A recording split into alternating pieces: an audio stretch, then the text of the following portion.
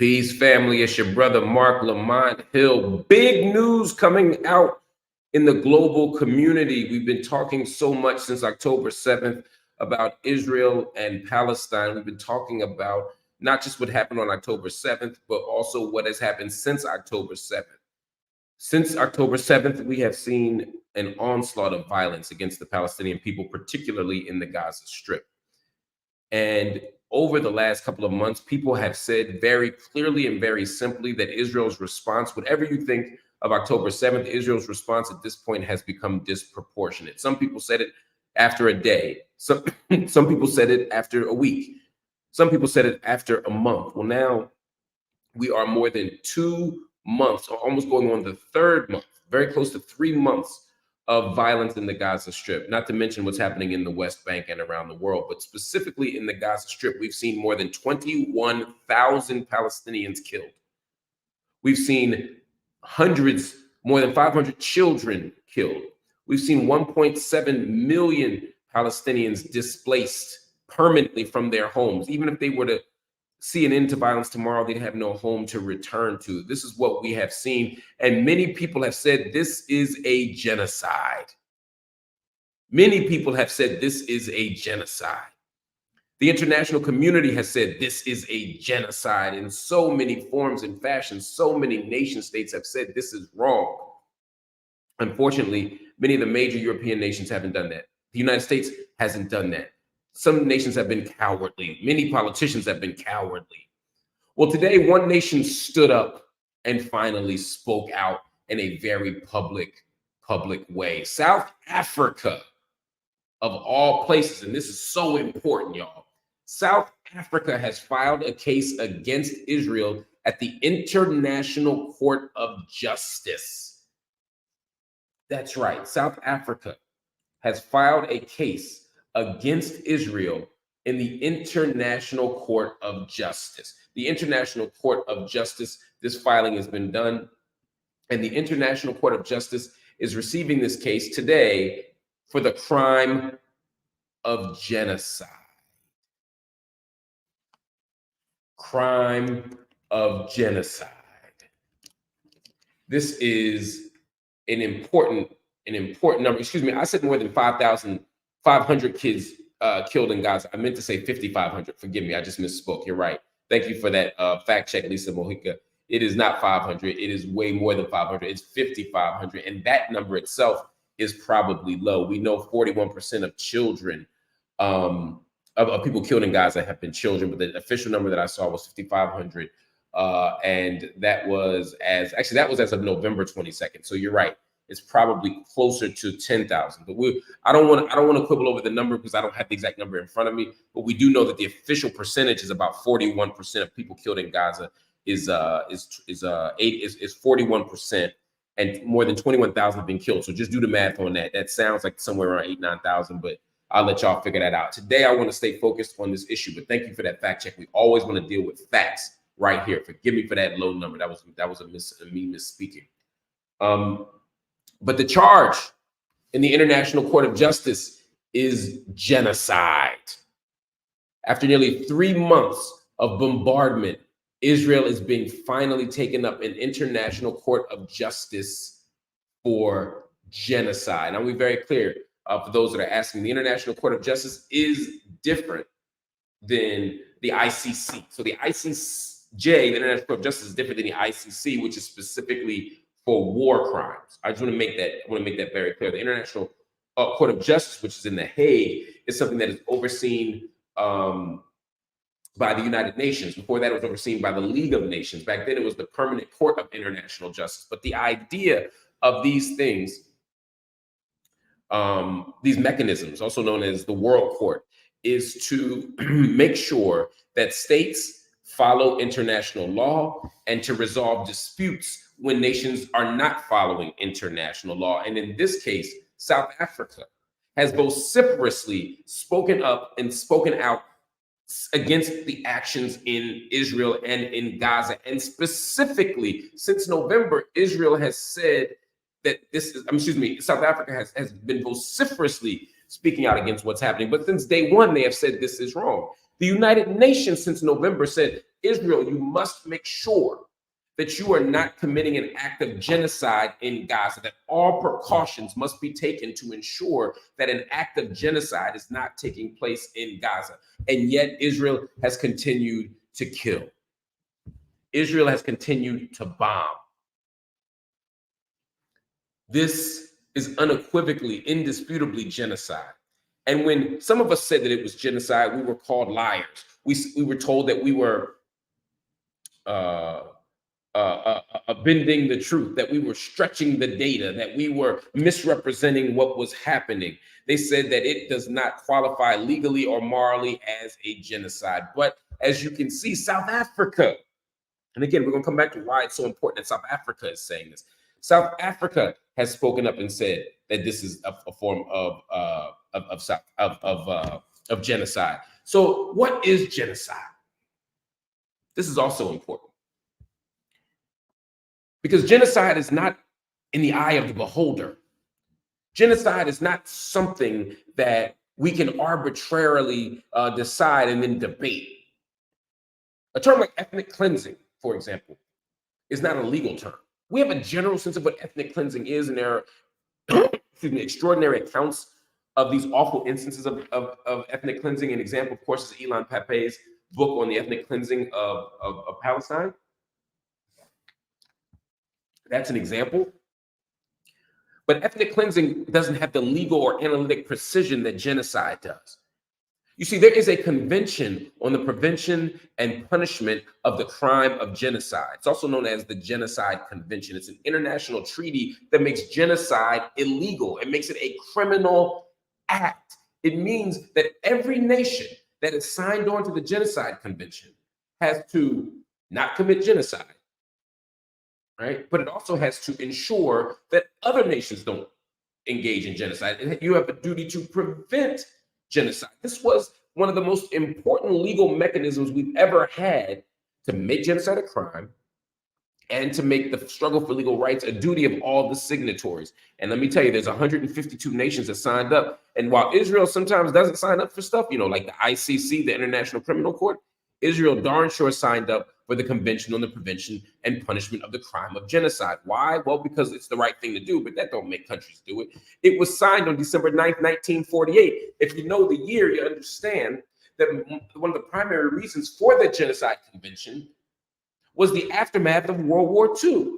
It was literally created to prevent atrocities, to prevent the ethnic cleansing and the genocide of people like our Jewish brothers and sisters who were horrifically subjected to the crime of genocide during the Holocaust.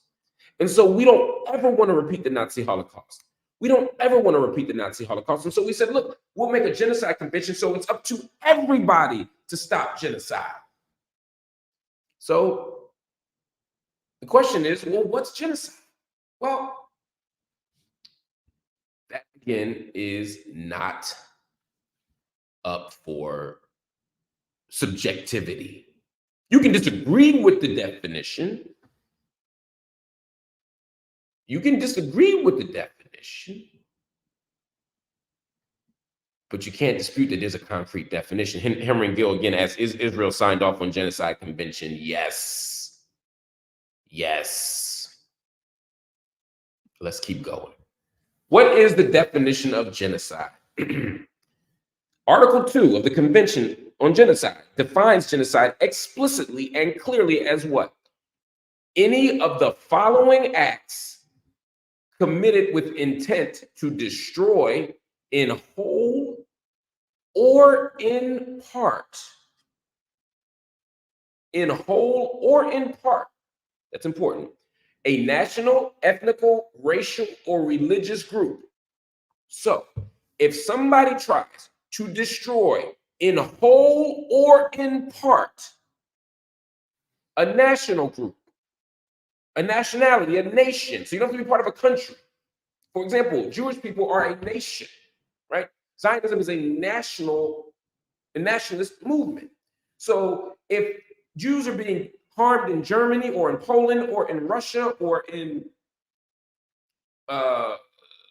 Spain, They're part of the same nation, and trying to hurt any of them in any place is an act of genocide. In ethnic groups, same thing. We could look at national, and many ethnic groups have national identities, right? Look at the Kurds as well. I'll use another example. If you're harming the Kurds in Iraq, or whether you're harming the Kurds in Syria, it's still an act of genocide. If you're doing it to destroy in whole or in part, right? A racial group, a black folk, or Afrikaners, or we can pick any racial group. I don't want to get into the weeds of this, or any religious group. Now, what does genocide mean? It could mean killing members of the group. It could mean causing serious bodily or mental harm to members of the group. Deliberately inflicting on the group conditions of life calculated to bring about its physical destruction in whole or in part. So if you deny people food, for example, if you starve people, that's genocide. If you beat people, that's genocide. If you were to cut people's legs off, that would be genocide. And of course, if you kill people, that would be genocide. But I'm not done. Imposing measures intended to prevent births within the group. Imposing measures intended to prevent births within the group.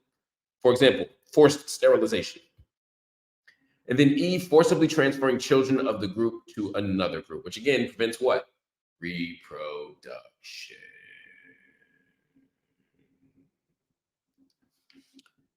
All right. So that's what genocide is. Killing, causing serious bodily and mental harm, deliberately inflicting on the group conditions of life calculated to bring about physical destruction, imposing measures intended to prevent births within the group, and E, forcibly transferring children of the group to another group. That's genocide. At least three of them things are happening in Gaza right now. Killing members of the group, causing serious bodily or mental harm to members of the group, and 3, deliberately inflicting on the group conditions of life calculated to bring about its physical destruction in whole or in part. That's textbook genocide. Now, Article 3 of the Convention on Genocide says this: crimes that can be punished under the convention is the act of genocide, doing the things I just mentioned. But that ain't it. You don't actually just have to commit a genocide. You can do a conspiracy to commit genocide. You could be trying to commit a genocide. You could be planning a genocide, and that's illegal under the Genocide Convention. C, direct and public incitement to commit genocide. Getting other people or trying to encourage other people to commit genocide is a violation of the Genocide Convention. Attempting to commit genocide. So not just the conspiracy, the planning, but the actual carrying out of the act and attempt. And E, complicity in genocide. Complicity. You helped.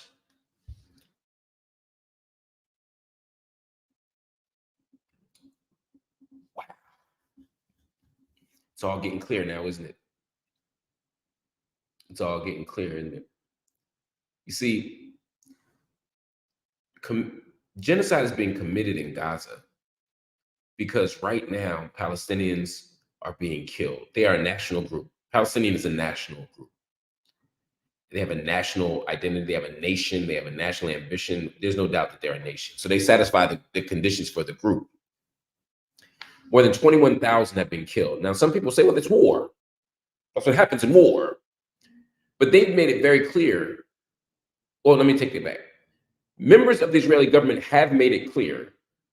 High-ranking military as well have made it clear. I've interviewed people who make it clear that they're not going to get any more discriminate than they are right now. Bombing of hospitals and schools under the idea that these are Hamas headquarters, when there's no evidence of that. Deliberately inflicting on the group conditions of life calculated to bring about physical destruction in whole or part. That's what happens when you shut off all the electricity. That's what happens when you shut off all the electricity, including to hospitals. That's what happens when you shut off fuel, including the babies on incubators and elderly people who will die if you unplug them from their machines.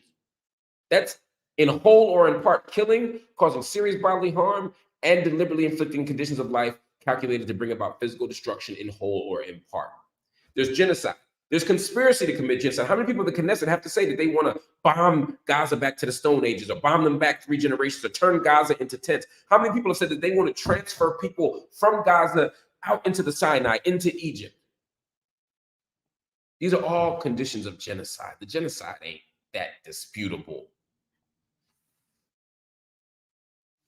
They've been telling on themselves. Tima said they told themselves for 3 months. You right, sister. They have been telling themselves for 3 months, and they continue to tell on themselves. The question is, are we going to pay attention? Once again, Kareem Tera says, is ICC the ICJ? No. There's the ICC and there's the ICJ. The ICJ is based on the United Nations. It's rooted in the United Nations. It's a long-standing criminal court designed to civilly resolve disputes between nations. The International Criminal Court, that's the ICJ. The ICC, which is brought about through the Rome Statute, is a more recent, relatively recent, last few decades, creation designed to punish war crimes, in particular crimes against humanity, genocide, etc. Right? So the ICJ and the ICC are not the same thing, although they both are appealing to the same definition of genocide as based on the Genocide Convention. Thank you for that question, Kareem. Thank you for being a family here. And shout out to RD or R4D, 10 stars for being here, joining the YouTube Marc Lamont Hill channel family. I appreciate y'all. We're going to keep rocking, though. Listen to me. And if you got a question, please just bring it in.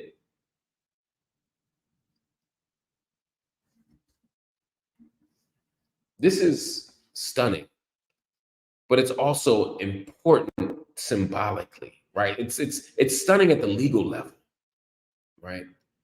But it's important to understand why this is happening. South Africa wrote in their application, the acts in question include killing Palestinians in Gaza, causing them serious bodily and mental harm, and inflicting on them conditions of life calculated to bring about their physical destruction. So they literally are quoting the Genocide Convention. That's not a coincidence. I read that to y'all, so when y'all read the application, you'd understand it and be legible to you. Now, here's what's also interesting. The president of South Africa, Cyril Ramaphosa, he explicitly said that Israel's policies in Gaza and the occupied West Bank are similar to his country's apartheid regime that ended in 1994. This is why I said South Africa is important. For a long time, people have said, activists in particular have said, Israel is an apartheid state. And you had people like Alan Dershowitz, for example, who I have debated on this issue. And Dershowitz has said to me, how dare you compare this to South Africa? I fought with Nelson Mandela. I marched for freedom. Sorry about that, y'all. We had a little tech issue. I'm back, man. Look, I'll pick up right where I left off, though. And this is important. And shout out to Ronald Honda for joining the MLH family. We love you. We appreciate you. That means so much, yo. People, activists in particular, have said for a long time, Israel's an apartheid state.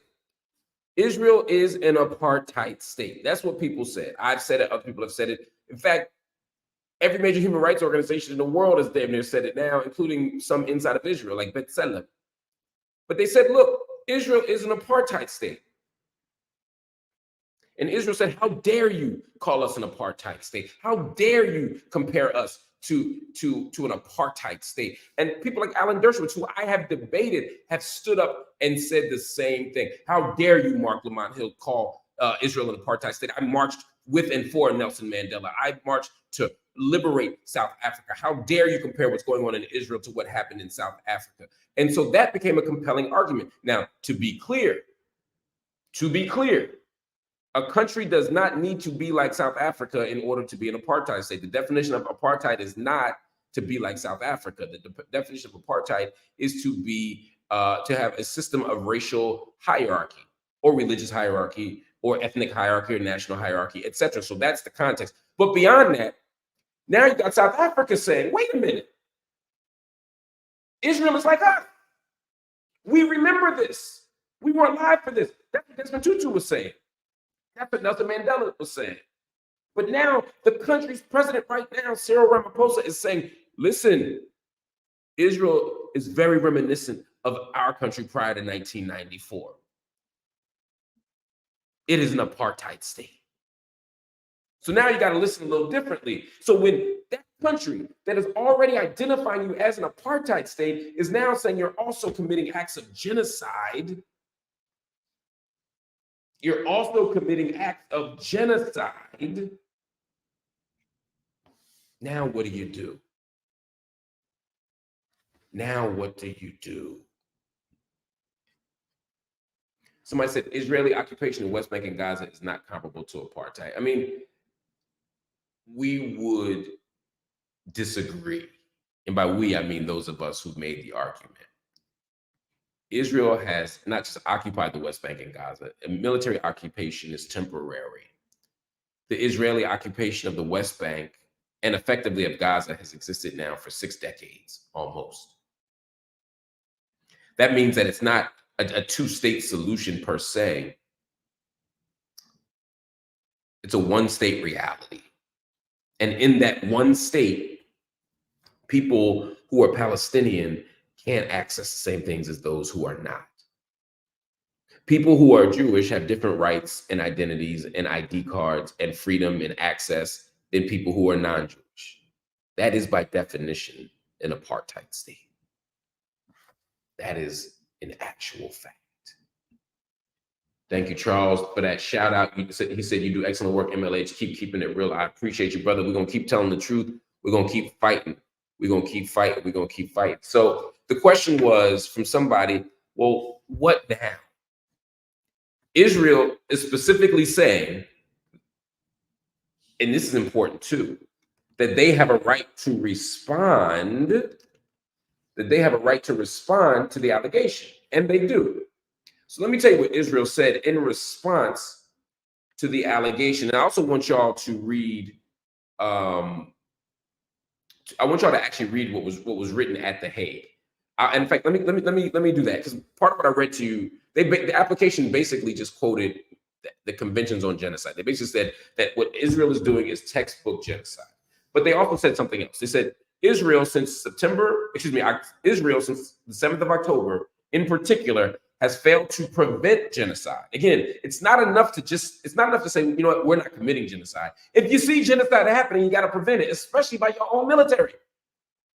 And has failed to prosecute the direct and public incitement to genocide. In other words, the Israeli people, the Israeli military, the Israeli parliament, I'm talking about the Knesset, they've all, not every single person, but people in all those spaces have incited genocide.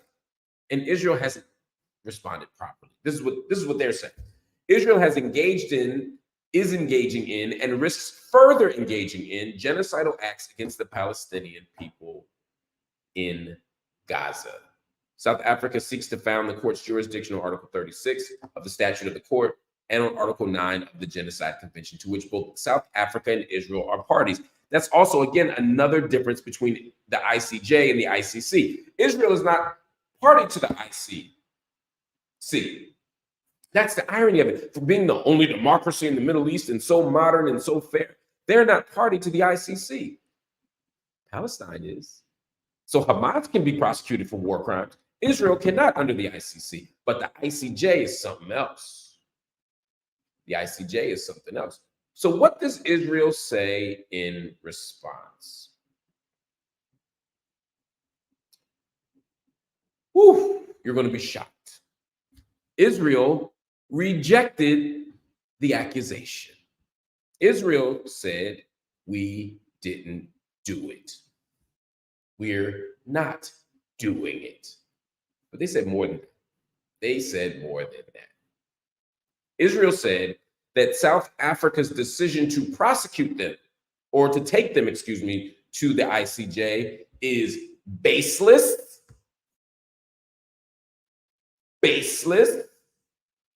and they also called it a blood libel. Here's what Lior Hayat said. I don't know if you all know Lior Hayat. Lior Hayat is Israel's Minister of Foreign Affairs. He said, quote, South Africa has a claim that lacks both a factual and a legal basis, and it constitutes despicable and contemptuous exploitation of the court. Israel is saying that South Africa is being contemptuous and despicable by how it's using the court. Ooh, Man, it takes a pair of grapes to say that, man. Israel has made it clear that the residents of the Gaza Strip are not the enemy and is making every attempt to limit harm to the non-involved and to allow humanitarian aid to enter the Gaza Strip. So Israel saying, look, we're just fighting Hamas. Palestinians aren't the problem. They're not our enemies.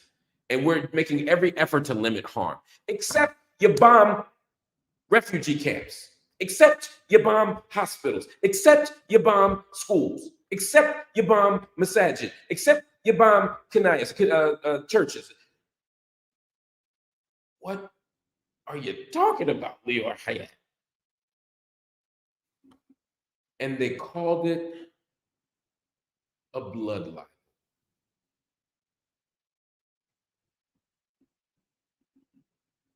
A blood libel is an anti-Semitic canard where you blame Jewish people for deaths for which they are not responsible. It goes back many centuries to when Jewish people were accused of poisoning wells, to killing children, to taking blood. I mean, evil, awful anti-Semitic lies. Calling what's happening in Gaza genocide is not a blood libel.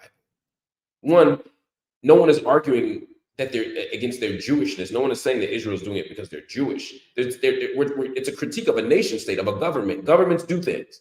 Islamic governments do them, Christian governments do them, Jewish governments do them, secular governments do them. Atheist governments do them. We can't hold Israel to a different standard, but we can't hold Israel to a lesser standard either. Second, they're actually doing it. There really is a genocide happening.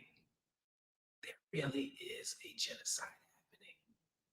That's the point. That's the point. There really is a genocide happening. And the next question is about intent. Because there's no doubt that people are getting killed.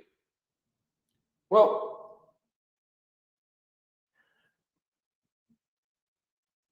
Israeli president.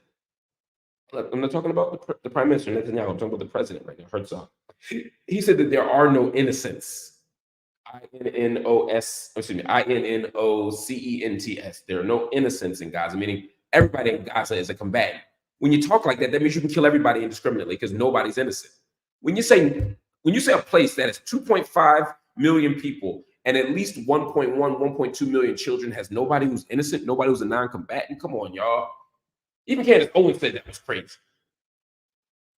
When you have a defense minister who says Israel will impose collective punishment on the people of Gaza, who calls them human animals. When you have Netanyahu talking about the people of the light and the people of the dark, when he's talking about Amalek in the Old Testament, you are calling for, you are reinforcing, you are normalizing, you are naturalizing, you are legitimizing genocide. So no.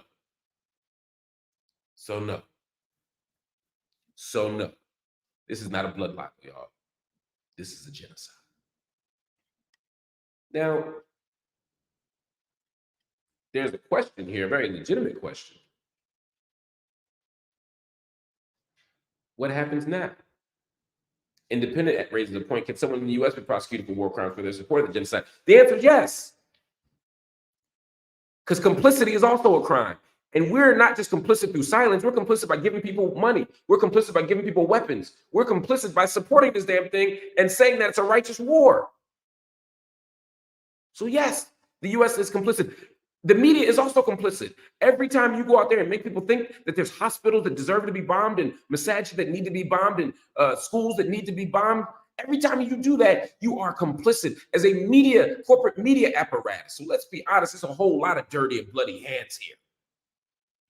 The question is, what do we do next? How do we respond to it? How do we deal with it? How do we treat it? Because international law is about as helpful as the people who respect it. And the United States has made it clear they don't respect international law. Israel has made it clear they don't respect international law. France has made it clear they don't respect international law. The UK has made it clear they don't respect international law. In many ways, the ICC, we joke, unfortunately, we call it the ACC, the African Criminal Court, because for most of the time there's been an ICC, the only people who get criminalized, the only people who get taken to court are African nations. While the West sits it out, they don't honor the legitimacy of the court. They don't honor the verdicts of the court, or they run from the court. Think about Putin in South Africa, as a matter of fact. So there's a lot of messiness here that we have to untangle and unpack. But right now, what we know is the call to take Israel to court is a sign that people are waking up.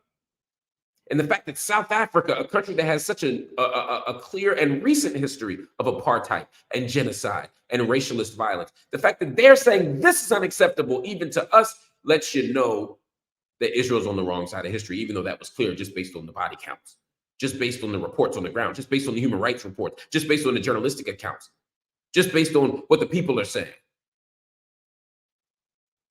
But now we got more proof, more momentum. This hopefully is a move to shame and isolate Israel into stopping the bombardment of Gaza. Will it make Palestine free? No. Are you going to use lawfare? Are you going to use the criminal justice bodies that are international to get any people liberated? Probably not. But what you can do is draw attention. What you can do is get people a little freer. What you can do is take some pressure off you. What you can do is draw more human rights organizations to watch. What you can do is get everyday people to say, wait a minute, maybe something is wrong here. If even South Africa is saying this is too much. And I'm not saying that to diss South Africa. I'm simply saying, again, they have a recent history of this kind of racism and this kind of violence and this type of apartheid and this type of genocide. And when they speak up and speak out, we got to pay attention because they know what they're talking about.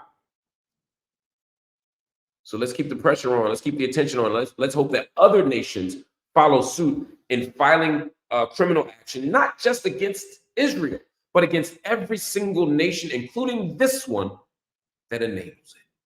All right, family, it's been great talking to y'all. Make sure you hit that like button if you feel what I'm talking about. Let the algorithms and the universes know that what we're doing is important to you. Hit the subscribe button. If you're in this room right now, we'd love to have you as a subscriber so you can get updates for content just like this, including the new including the new Classroom and the Cell podcast with me and Mumia Abu-Jamal, the 4-decade political prisoner, the most important public intellectual in the world right now. Please make sure you check out our podcast right here on the Marc Lamont Hill official YouTube channel. Yo, I just got, oh my God, alhamdulillah rabbil alameen. Oh my God, someone from a Yemen American المنصة العلمية اليمنية الأمريكية. شكرا حبيبي، شكرا كتير للهدية. They just donated 10 memberships. They gifted 10 memberships to the Marc Lamont Hill channel. Habibi, you have no idea how beautiful and wonderful that is. Shukran jazilan. I'm so grateful to you for that. And I'm so grateful to everyone else who subscribed to the channel. You go about to put tears in my eyes. Thank you for the subscriptions. Thank you for hitting the like button. And finally, hit that join button. We're near the end of the year. We'd love to have more people on the platform, building up, building out, helping us do more things like have podcasts for people like Mumia Abu-Jamal, doing original programming, doing original films, doing original scripted and unscripted stuff. We're going to do all of it here on the channel. If you hit that join button, no amount is too little, no amount is too much. We love you. We appreciate you. And we'll talk to you soon. I'll see y'all later. Peace.